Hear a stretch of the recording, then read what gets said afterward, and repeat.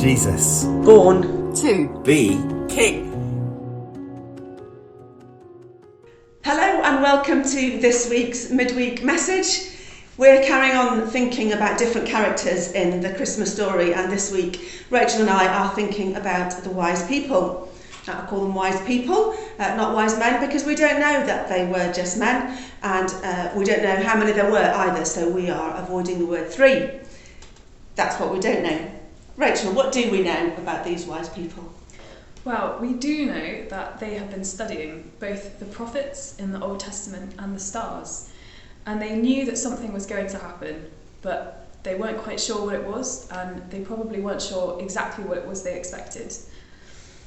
But they definitely had a sense of expectation, and they were curious about what was going to happen, how it was all going to play out, and what it might look like. Yeah, I love that about the wise people. They were curious. They knew that they didn't know everything and that there was still lots for them to learn and discover, so they wanted to find out. And I wonder if that's one of the reasons that they were called wise, because they knew that they didn't know everything, that they didn't have all the answers. They knew that they hadn't arrived. I agree. And I think the other thing that makes them wise is actually that they recognised Jesus as the Son of God.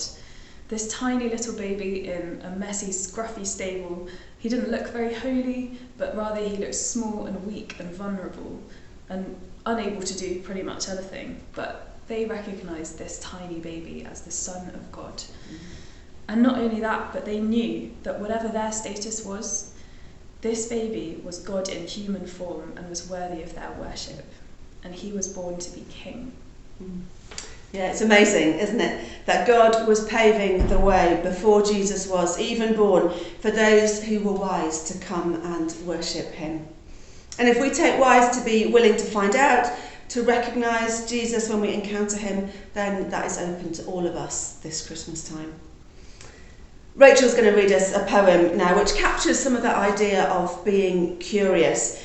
We heard this at our contemporary carol service last Sunday, but it's so good and captures that idea of curiosity that I thought it deserved another airing. We were not three, and not kings, at least not when we arrived, and really more curious than wise, craning for truth in starlit skies, but at least looking, checking what we thought we knew, a king born to the Jews. No, we were not wise, more hopeful than wise, asking another king to point us to a rival's cradle, but at least asking and finding truth in the old scroll. Truth the murderer would not recognise, but wary to ply us with winsome lies and play a deferential role. No, we were not wise, more blind than wise, searching for a king for someone else, but at least searching and finding in someone else's king our end, the end of lifeless ways, the rule for all our days. Later they would call us kings. About that, there was only this truth. He who would wear a crown must first bow low, must first bow down. So let's stay curious this Christmas time. Let's keep seeking all that Jesus has to offer us, and let's come together to worship him, to bow down. We're looking forward to doing more of that with you over the Christmas time at one of our services and celebrations. But until that, bye for now.